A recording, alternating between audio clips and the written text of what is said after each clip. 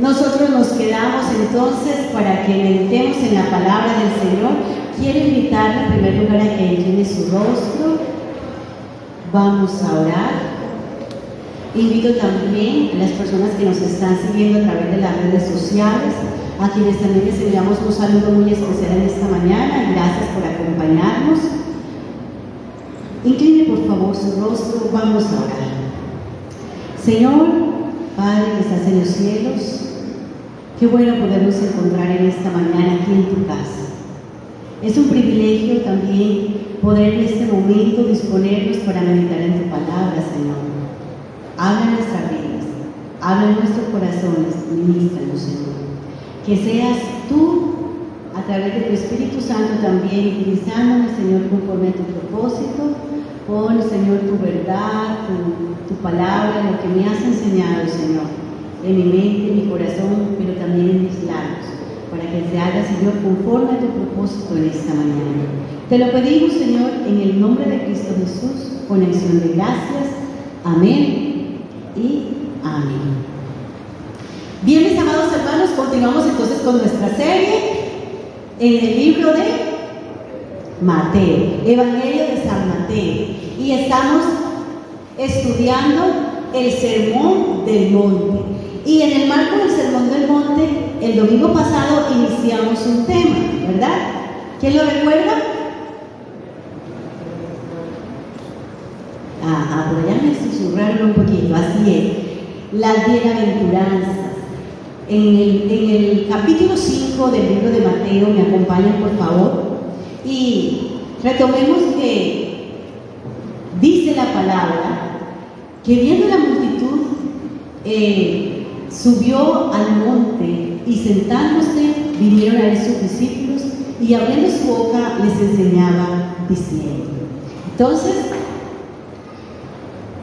las bienaventuranzas en el capítulo 5 del libro de Mateo inician presentando a Jesús poco después de que deja a la multitud. Y era la multitud porque Jesús había estado por todo Galilea en los inicios, o cuando inicia su ministerio, predicando abiertamente la palabra, además sanando enfermos. Jesús había hecho ya grandes prodigios y milagros, de tal manera que había alcanzado gran popularidad entre ellos. Seguramente a causa de la multitud y agotado ya el día o terminada la jornada, Jesús necesitaba un espacio aparte, separado de la multitud. No solamente para estar tranquilo y orar, como lo hemos descubierto a la luz de la palabra, que era una de las prácticas constantes de Jesús, sino que lo vemos aquí también en un momento que aprovecha para tener cercanía con sus discípulos y poder enseñarles las instrucciones de manera personalizada y yo diría que más detallada de lo que él quería transmitirle a sus más cercanos, que eran sus discípulos.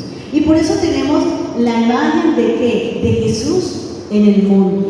Dice la palabra que se sentó para hablar a sus discípulos. Y es aquí cuando vemos entonces el tema de las bienaventuranzas. Y hace 8 días iniciamos con las primeras 4.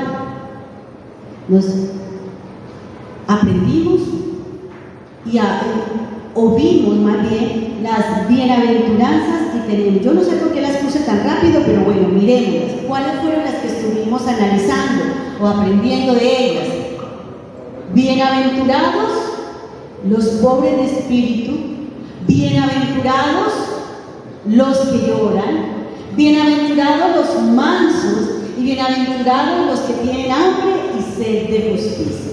Fueron 4 bienaventuranzas que estuvimos aprendiendo el domingo anterior y que tienen que ver con nuestra relación con Dios, directamente nuestra relación con Dios. Y hoy nos corresponde entonces las otras 4 bienaventuranzas, y vamos a estar viendo, donde también Jesús nos enseña, continúa haciendo énfasis en cuál es el carácter que debe tener el cristiano, el hombre renovado. A través de estas 4 señales que Jesús utiliza como evidencia principal, nos quiere hablar y nos describe con detalle cuál es la conducta del cristiano, cómo debe conducirse el cristiano ante Dios o hacia Dios y en su relación con los demás.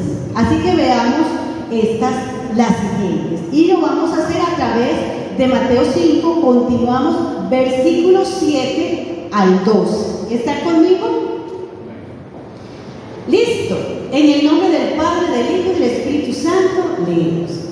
Bienaventurados los misericordiosos, porque... A ver, vamos a comenzar, todos conmigo, los que tienen Biblia y los que no me pueden apoyar se pueden apoyar en la diapositiva. Bienaventurados los misericordiosos, porque ellos alcanzarán. Bienaventurados los de limpio corazón.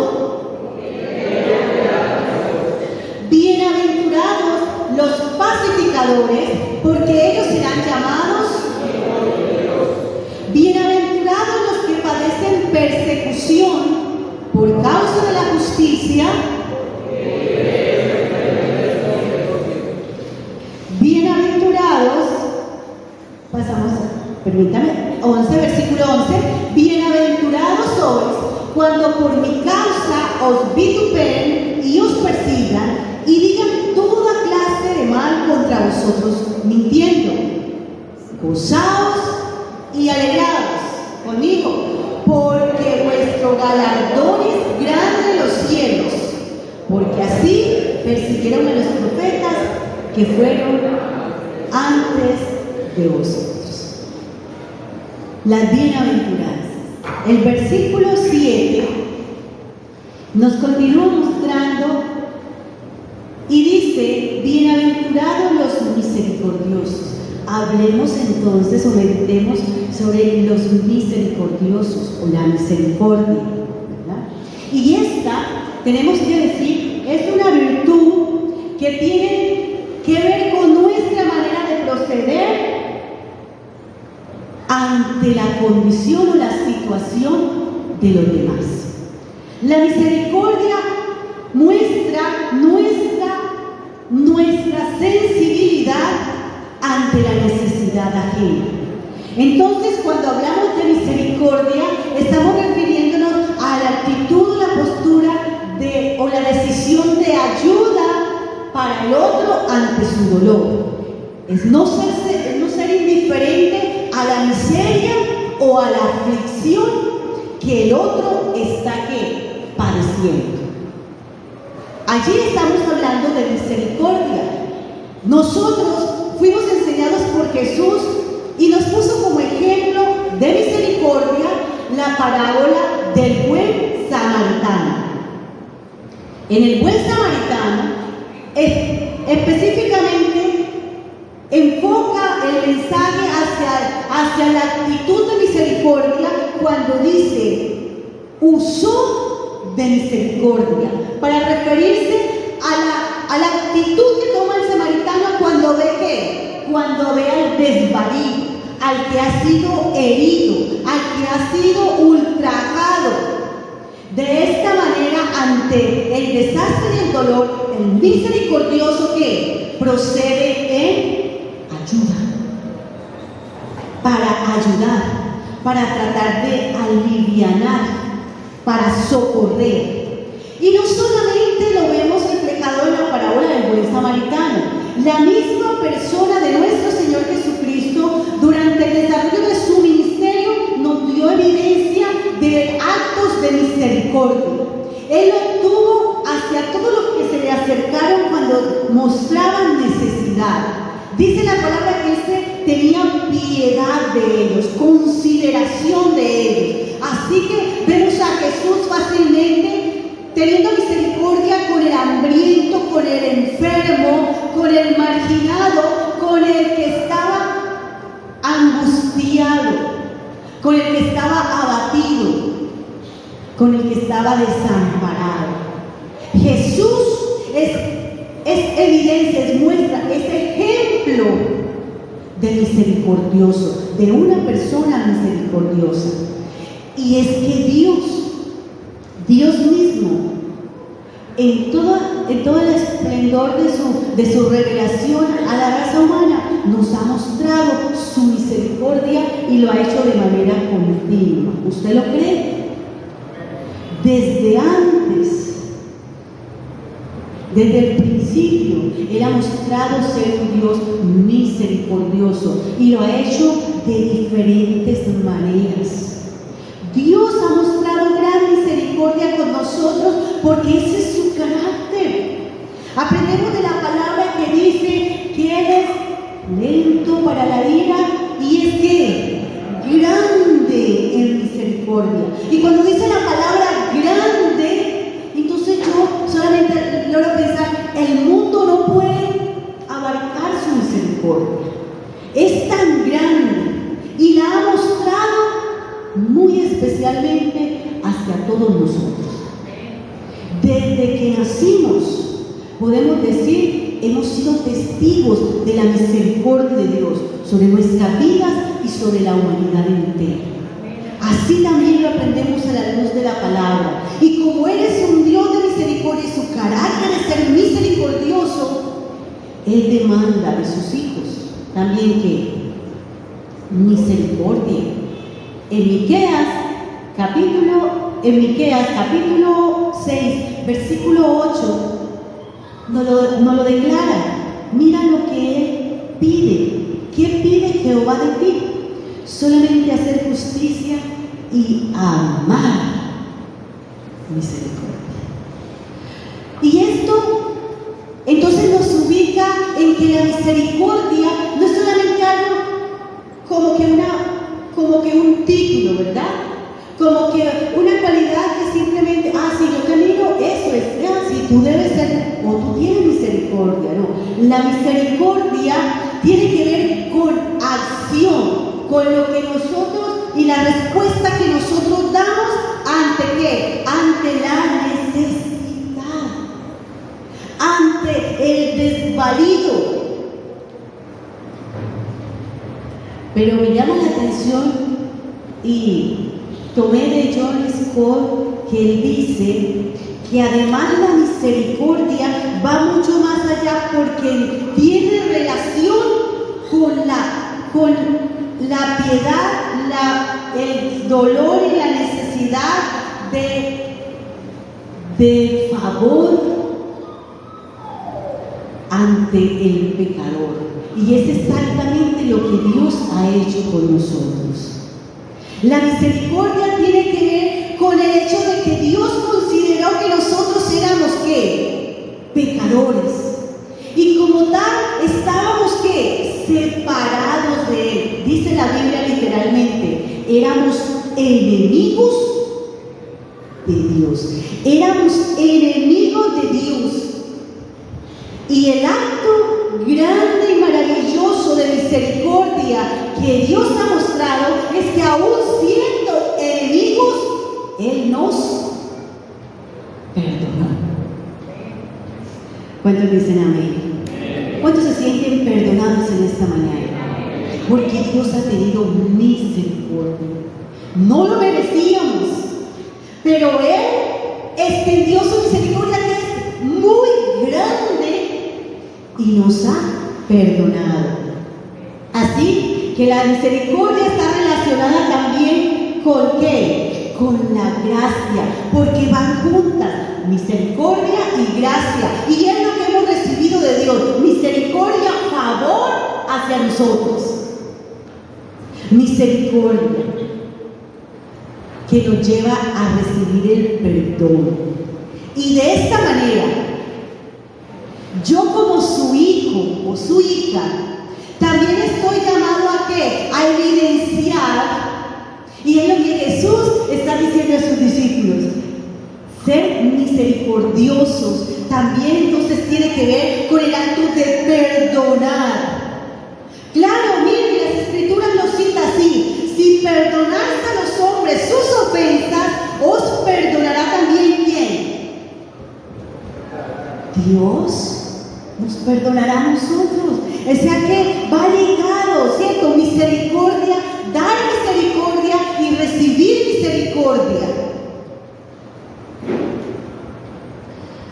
Así que misericordia también es sinónimo de perdón, o en consecuencia nos lleva a perdón. Misericordia y perdón. Y aquí quiero mencionar algo que a nosotros realmente nos cuesta. Mire, para decirlo de otra manera, es fácil, si yo veo tu necesidad y yo tengo la capacidad de ayudar, te ayudo, doy, ¿cierto? No puedes caminar, yo voy y ayudo a pasar la calle. ¿Y esos son actos de qué? De misericordia. Son actos de misericordia. Y es fácil, hay necesidad, nos sumamos y nos movemos. Y qué maravilloso, en actos de misericordia socorremos al más desvalido y nos movemos en misericordia. Pero no es tan fácil aplicar la misericordia con el que nos ha hecho agravio, con el que nos ha herido, con aquel que nos ha ofendido. Es difícil. Y por eso me llama mucho la atención el concepto, porque realmente allí necesito yo aprender a tener misericordia. Así como Dios la tuvo conmigo, que me perdonó a pesar de la enemistad tan grande que existía entre los dos, entre mi persona y la de Dios. A pesar de eso, Él me perdonó, Él tuvo misericordia. Así yo ahora debo ser misericordioso, aún con el que me ha ofendido, para otorgar perdón, tal como yo también recibí perdón. Porque ser misericordioso es reconocer entonces que el otro es pecador, tan sencillo como lo soy yo. Y por lo tanto, merecedor también de ¿qué? De un acto de perdón o de misericordia. ¿Estamos, iglesia? Qué maravilloso es entender la misericordia desde esa perspectiva, de saber que yo debo actuar en un acto de misericordia hacia mi prójimo. ¿Para qué? Para perdonar, porque misericordia va de la mano con gracia. Mostrar misericordia también entonces es recibir ¿qué? Misericordia. Es lo que me enseña la palabra. Amén. Amén. ¿Cuántos están listos para actuar y orar con misericordia? Para evidenciar misericordia. Entonces, no solamente es ser generoso, es que es vivir el perdón hacia el que me ha ofendido, hacia el otro, tal como el Señor lo ha hecho conmigo, que también soy pecador. Bienaventurados los de limpio corazón, porque ellos verán a Dios. Miren, así como entendimos que ser pobre de espíritu es diferente a la pobreza material, ¿verdad? Ser pobre de espíritu no significa necesariamente que no tenemos nada. Eso lo aprendimos hace 8 días, ¿verdad? O que económicamente, ¿verdad?, somos carentes. No necesariamente. ¿Listo? Es mucho más allá. Asimismo, el ser limpio de corazón tiene una connotación más allá solo de lo aparente, solo de lo físico. Es más que la limpieza que se hace solo en simple acto, ¿cierto?, ceremonial o para ser vistos. Y para ello Jesús nos puso como ejemplo a unos personajes bien interesantes que figuran en el Nuevo Testamento, los fariseos. ¿Recuerdan la forma como Jesús se dirigía a ellos? Al respecto le decía a ellos, a los fariseos, que eran especialmente obsesivos en sus ceremonias, ¿cierto?, públicas, para ser vistos, para ser notados y ser considerados como muy espirituales, muy justos, muy santos. alerta, porque a ellos el Señor les decía así.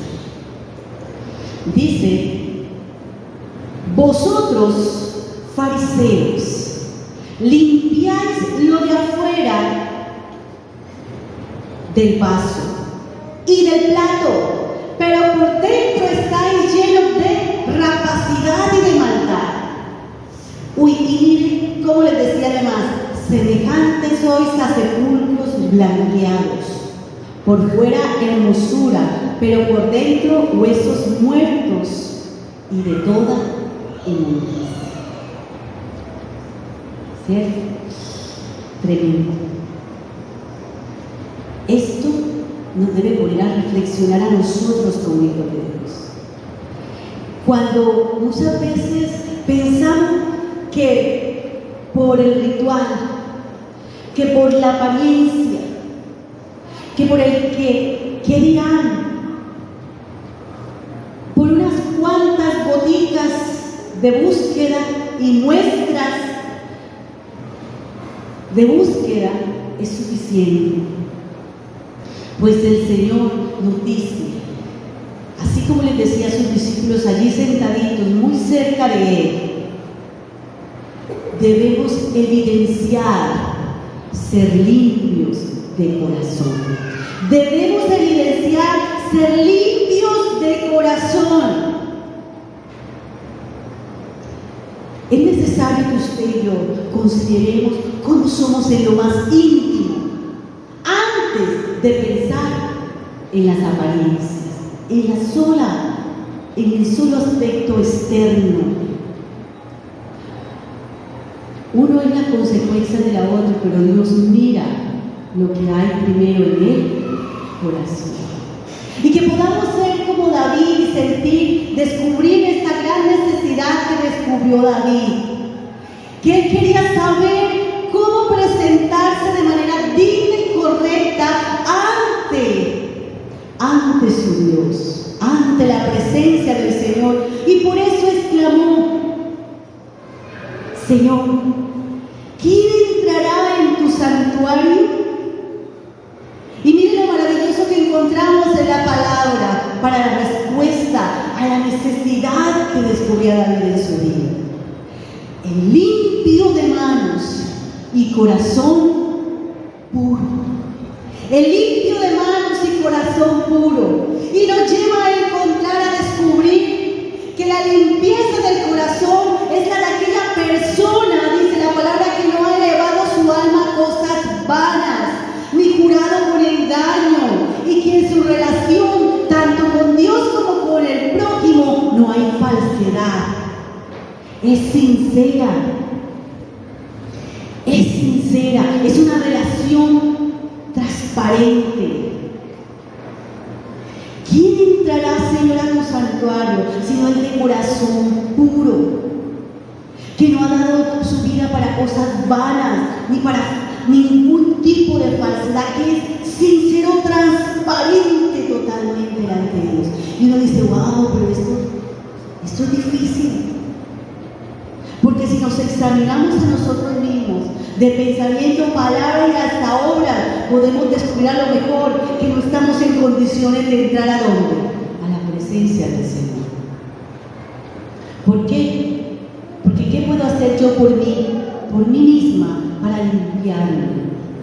Para poder presentarme pura, santa, limpia, corazón transparente delante de Dios. Y si me miro, puedo decir yo: ¿con qué me limpiaré? No tengo cómo, ¿verdad? Y es la primera cosa de la que debo ser consciente. De que nosotros a nosotros mismos no nos podemos limpiar para entrar puros delante del Señor. Pero ¿saben una cosa? Y a Dios sea la gloria, que el que está sucio se limpia, es limpiado ¿con qué? Con algo que esté totalmente limpio. Amén. Y para nosotros, las personas que necesitamos tener un corazón limpio, no podemos limpiarnos a nosotros mismos porque estamos sucios y nos consideramos que hemos pecado y que nuestro corazón, ha estado lleno de maldad y de todas esas cosas que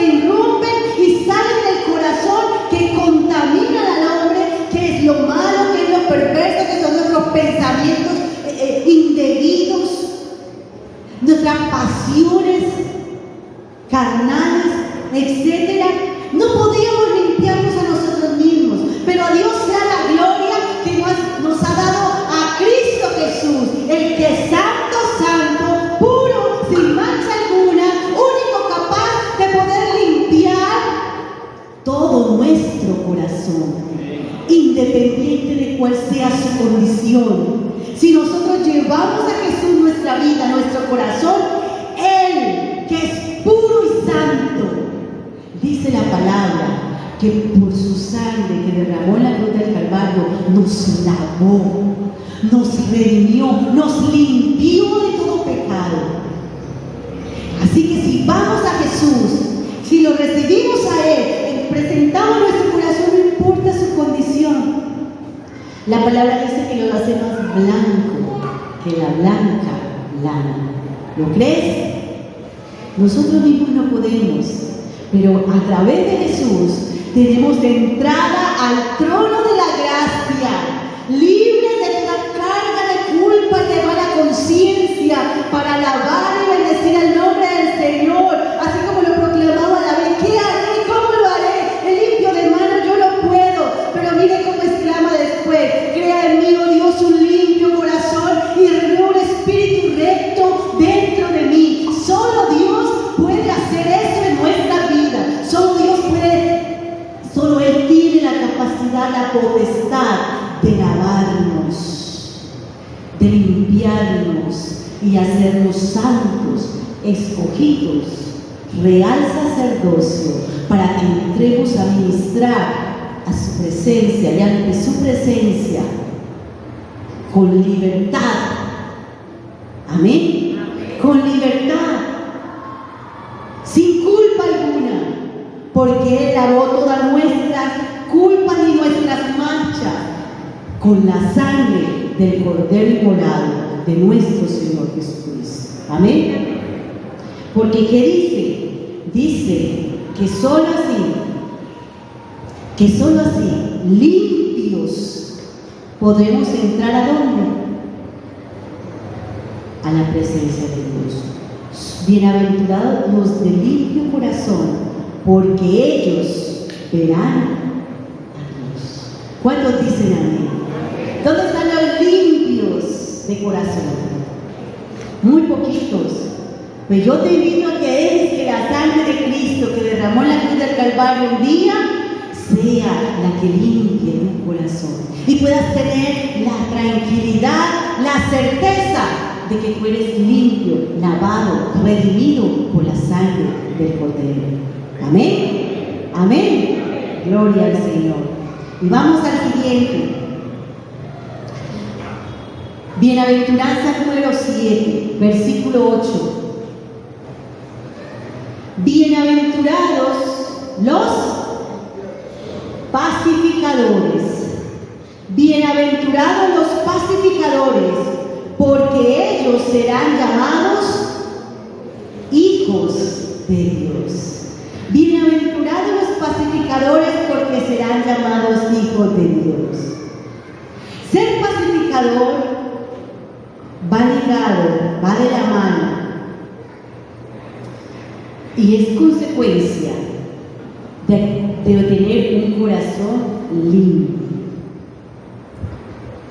Para yo poder ser pacificador, debo tener un corazón limpio, un corazón puro. Mi condición para poder ser pacificador, poder ser un hombre y una mujer de paz, es tener un corazón limpio. Mire por qué. El Señor nos enseñó de dónde vienen los malos pensamientos, los malos deseos, los pleitos, las contiendas, las guerras, sino de dónde. Porque de lo que sale del corazón, ¿verdad? Él nos enseñó eso, ¿verdad?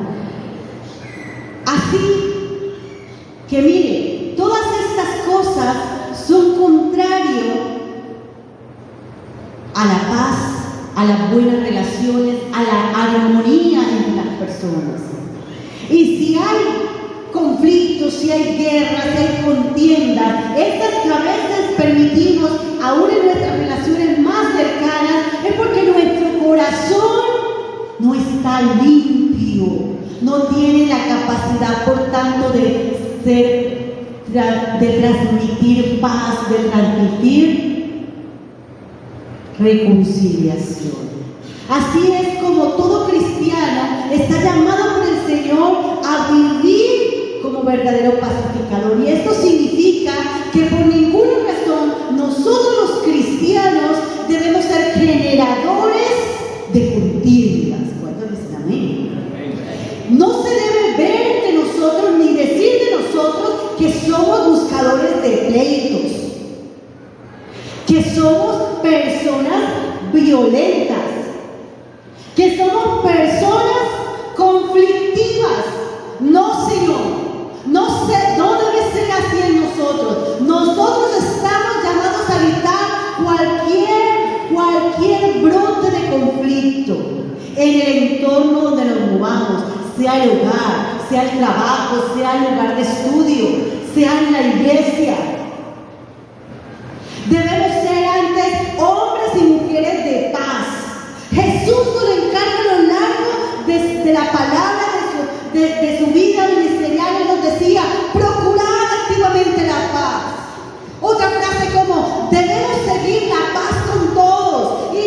Y nos cierra así con broche de oro diciendo: en cuanto dependa de nosotros, debemos estar en paz con todos los hombres. ¡Qué maravilloso! ¡Qué maravilloso!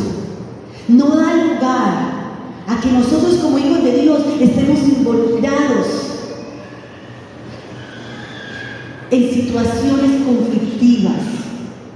¿Por qué? Porque antes estamos llamados a ser sembradores. Y como un libro que titula Constructores de Paz. Amén. Pero ¿saben? Es necesario mencionar que la pacificación es una obra divina. La pacificación, la paz viene de Dios, y paz significa reconciliación. Y si hay alguien que podemos denominar autor de paz y reconciliación, es nuestro Dios. ¿Lo crees? Él nos ha llamado a nosotros. Mencionábamos hace un momento que estábamos en enemistad con Él, y nos llamó ¿a qué? A reconciliación consigo mismo. Él hizo la paz entre nosotros. Jesucristo, mediador. Él hizo la paz y nos reconcilió con el Padre. El mismo apóstol Pablo lo cita en sus cartas: por cuanto agradó a Dios por medio de Jesucristo, que reconciliar consigo todas las cosas. Porque eran a una misma naturaleza, necesitaba reconciliarse con el Creador. ¿Cuánto más nosotros? Y dice: haciendo paz mediante la sangre de su cruz. La obra de Cristo Jesús viene a ser instrumento de reconciliación entre Dios y los hombres. Nosotros ahora, como sus hijos, entonces, estamos llamados a vivir en paz, practicar la paz, promover la reconciliación. ¿Y sabe cómo? ¿Sabe cómo? Porque ¿quién no quiere ser un instrumento de paz y de reconciliación? Todos, ¿verdad? Pero solo el hombre de Dios puede hacerlo. ¿Sabe por qué? Porque el hombre de Dios tiene el bendito evangelio de Jesucristo. Dios nos reconcilió por medio del evangelio. Él, a través de este evangelio poderoso, nos acercó a Él, nos reconcilió con Él. Así que usted y yo nos podemos sumar a esa obra de pacificación mediante la predicación del evangelio. ¿Cuántos dicen amén? Sin Dios no hay paz, mis amados hermanos. Lejos de Dios no hay tal reconciliación. El fundamento de la paz y la reconciliación está en Dios a través del Evangelio de nuestro Señor Jesucristo. Él vino a darnos verdadera paz. Y esa es la que usted y yo debemos promover. Y cuando usted y yo predicamos el Evangelio, traemos a los demás a reconciliación y a pacificación con Dios. Y podemos ser pacificadores del reino de los cielos. Es necesario que nosotros entonces entendamos esta verdad. Los pacificadores de ellos, de los que promueven el Evangelio de paz, el Evangelio de salvación, somos llamados hijos de Dios. ¿Cuántos dan la gloria a Dios por eso? Entonces tú y yo somos pacificadores. Y Jesús le estaba diciendo allí sentado a sus discípulos: ustedes irán, proclamarán las buenas nuevas, haciéndose pacificadores a través del Evangelio, de la predicación del Evangelio. Así, iglesia, Dios con nosotros, que tú no te puedes quedar quieta de proclamar el Evangelio de Jesucristo, porque estamos llamados a vivir la bienaventuranza, de ser pacificadores, y eso solo se logra a través de la predicación del Evangelio. Nadie dice amén. Y es así, lo dice la palabra de Dios. Los pacificadores son los que llevan la paz. Y la paz es a través del Evangelio de nuestro Señor Jesucristo. Amén. Bienaventurados los que padecen persecución por causa de la justicia. Versículo 10 al 12.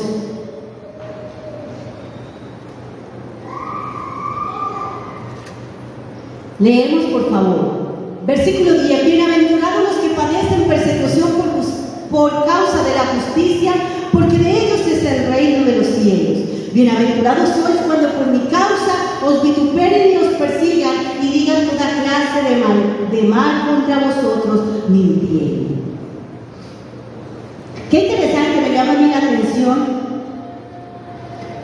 ver esta bienaventuranza que a la vez contiene dos. Note que en primera instancia el Señor se dirige como en tercera persona y dice: bienaventurados ¿quiénes? ¿Bienaventurados quiénes? Los que padecen persecución. Si lo dejamos hasta ahí, bienaventurados los que padecen persecución, allí entrarían muchas causas, ¿no cree usted? Entrarían muchas causas, pero hay dos enfoques o dos bienaventuranzas sobre esta misma. Y la primera es que el Señor especifica que los que padecen persecución por causa de la justicia, bienaventurados aquellos que por hacer lo correcto son perseguidos, sufren persecución. El que hace lo que es bueno, el que hace lo que es justo, que actuando en la verdad, en la rectitud, en lo que es recto, correcto, justo, es perseguido. Cuando, por ejemplo, en nuestros lugares de trabajo, por hacer lo correcto, somos mal informados o aún perdemos el empleo porque no nos prestamos para chanchullos raros ni para vueltas raras, fuera del orden y fuera de lo legal y lo correcto. Cuando por eso somos perseguidos, ¿somos qué? Bienaventurados. En el hogar, en medio de nuestra sociedad, cuando nos critican porque no hacemos chanchullos ni negocios indebidos, entonces somos criticados, somos perseguidos por causa de ¿qué? De hacer lo correcto. Allí hay bienaventuranza, pero el Señor entonces se viene más cerquita, y más cerquita es a sus discípulos, a usted y a mí como hijos, y nos dice, versículo 11, bienaventurados sois cuando por mi causa, ¿cuándo por qué? por mi causa os vituperan y os persigan y digan toda clase de maldad contra vosotros mismos. Cuando por la causa del Evangelio, cuando por predicar sobre el reino de los cielos, cuando por proclamar el Evangelio de Jesucristo, somos perseguidos, somos rechazados, somos criticados, hay bienaventuranza. Entonces no es por cualquier persecución que hay bienaventuranza, es por hacer lo correcto y es por proclamar el Evangelio de nuestro Señor Jesucristo que hay bienaventuranza. Y Él le dice a sus discípulos: miren, y serán perseguidos, porque así persiguieron a los profetas que fueron antes de vosotros. Él les está diciendo: ay, miren, harán parte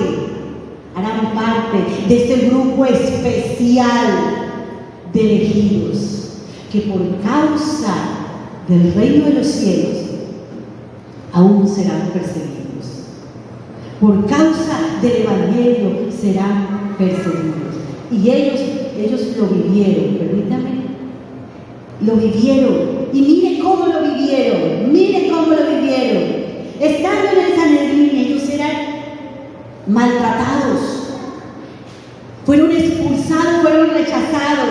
Y el versículo 41 del capítulo 5 de Hechos dice: y ellos salieron de la presencia del concilio, mire cómo, gozosos de haber sido tenidos por dignos de padecer afrenta por causa del nombre, por causa de Jesucristo. ¿Qué vivencia? El Señor se los había dicho. Y seréis, pero tranquilo, mire, yo quiero que ustedes sepan enfrentar esa situación y la sepan enfrentar como debe ser y como debía ser. El versículo 12 dice: gozaos y alegraos. Oiga, qué contradictorio, ¿verdad? Esto sí es antirreal, antinatural. ¿Cómo así que me persiguen, que me ultrajan y yo debo qué? Estarme gozosa y debo alegrarme?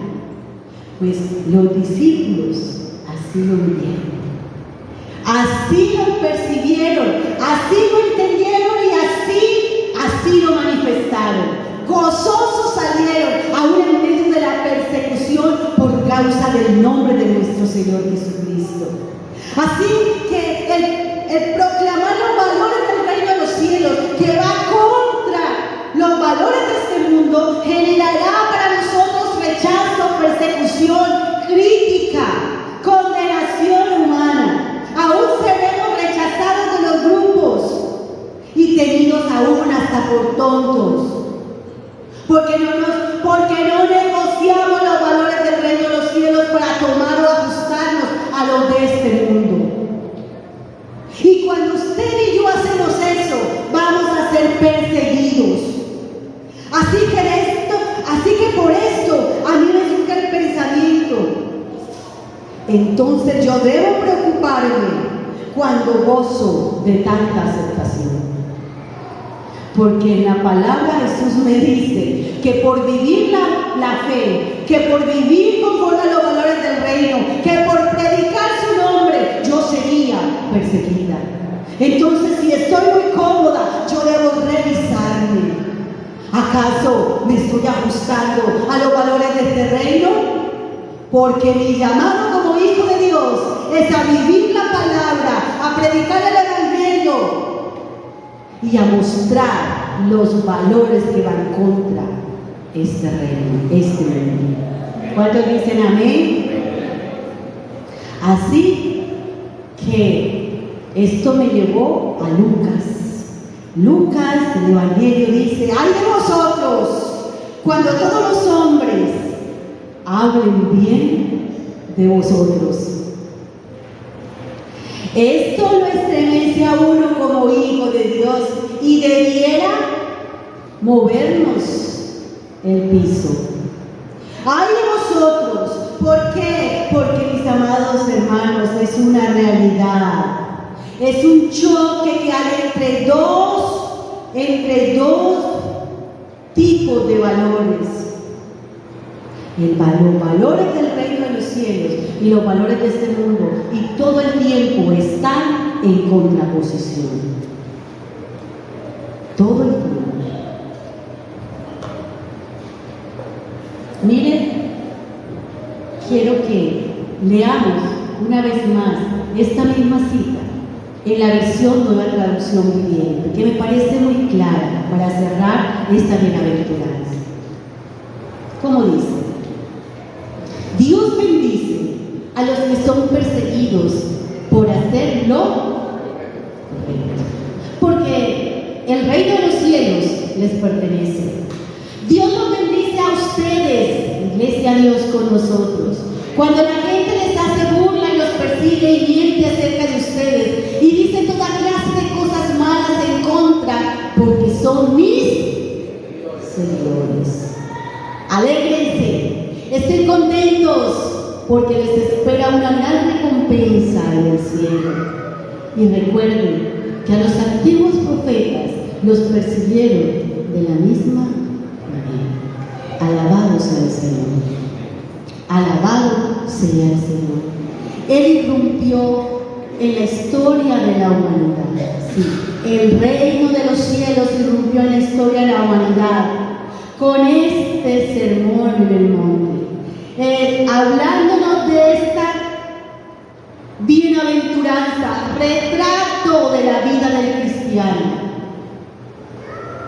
Una vida que refleja que ha sido cambiada, transformada, una vida que ha experimentado el arrepentimiento, que ya no vive como antes y que irrumpe también con los valores del reino de los cielos para resaltar la gloria de Dios. Tengo 3 preguntas para ustedes, para nosotros como hijos de Dios. ¿Estamos viviendo estos principios? ¿Los estamos haciendo nuestros? ¿Mi diario vivir? ¿En qué grado los estoy practicando? Y hay un desafío que quiero hacerles. Y es el desafío que Jesús nos hace a través de las bienaventuranzas. El desafío es a vivirlas, a identificarnos como verdaderos hijos de Dios a través de la práctica de la bienaventuranza. Qué bueno y en buena hora el Señor nos permite aprender de ellos. Con esta, el Señor nos enseña el verdadero carácter que debe tener el cristiano, mis hermanos. Con estas bienaventuranzas, Él nos llama a que vivamos siendo superiores en justicia al común de las personas, de los que no tienen Dios. A que seamos superior dando ejemplo de virtud, de ética, de valores, de bondad. A que vivamos, mis amados, en devoción, no solamente religiosa, sino en devoción aún en lo no religioso, agradando a Dios y bendiciendo a los demás en todo. Amén. Amén. Entonces, ¿qué debemos practicar? Las bienaventuranzas. Esas que van hacia dónde? En relación con Dios. Esas que apuntan a mi relación con Dios. Vamos a repasar. ¿Cuáles son? La primera, ¿quién me dice la primera? Sí, leer la Biblia. A ver, ¿cuál es la primera? Bienaventurado, ¿no? Bienaventurados los pobres de espíritu. Vamos a decirla fuerte para que se nos queden por lo menos algunas. ¿Listo? Primera, bienaventurados los pobres de espíritu. Bienaventurados los que lloran. Bienaventurados los mansos. Bienaventurados los que tienen hambre y sed de justicia. En relación con nuestro prójimo, aprendamos y vivamos la bienaventuranza. Bienaventurados los misericordiosos. Bienaventurados los de limpio corazón. Bienaventurados pacificadores y bienaventurados los que padecen persecución por causa de la justicia. Mis amados, este es el verdadero desafío que debe tener el cristiano. Este es el verdadero desafío. Ya no funciona, pero bueno. Quiero dejarles a todos ustedes con esta inquietud y vuelvo a traerles las preguntas a colación. ¿Qué tanto vivimos las bienaventuranzas? Esa respuesta la puedes hacer, la puedes dar en la presencia del Señor. Inclina tu rostro. Y conforme a lo que el Señor te ha hablado en esta mañana, y si la palabra ha inquietado tu corazón respecto a tu manera de vivir, de comportarte como hijo de Dios, y que a través de las bienaventuranzas tenemos luz para nuestra vida, para nuestro diario vivir, dile al Señor en esta mañana en una actitud sincera, dile: Señor, como hijo tengo mucho que obedecer. Señor, como hijo tengo mucho todavía que aprender de ti. Yo quiero estar como esos discípulos allí tan cerca de ti, a tus pies. Enséñame, Señor, a caminar como verdadero hijo de luz, como verdadero hijo de Dios. Señor, que en mi diario vivir yo pueda poner en práctica estas bienaventuranzas, en mi relación contigo y en mi relación con los demás. Señor, descanso en tu favor sobre mi vida, en tu gracia y en tu misericordia sobre mi vida, Señor. Que tú me ayudarás a practicar tu palabra con diligencia, de manera continua, Señor, con devoción, buscando siempre agradarte a ti, Señor, y ser un instrumento tuyo donde quiera que yo esté. Gracias por tu palabra, gracias por lo que me has enseñado. Ahora salgo de este lugar, Señor. No permitas, Señor, que yo ignore lo que tú me has enseñado hoy. Enséñame a vivir tu palabra, porque, Señor, somos tus hijos, ovejas de tu prado. Llévanos con bien hasta nuestros hogares. En el nombre de Cristo Jesús, bendícenos, oh Padre.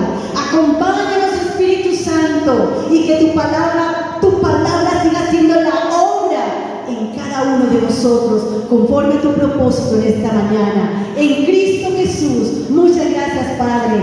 Amén y amén. Dios les bendiga, mis hermanos. ¿Cuántos dan la gloria al Señor? Amén. Alabado sea nuestro Dios. Por favor, no se vayan sin saludar uno a otro.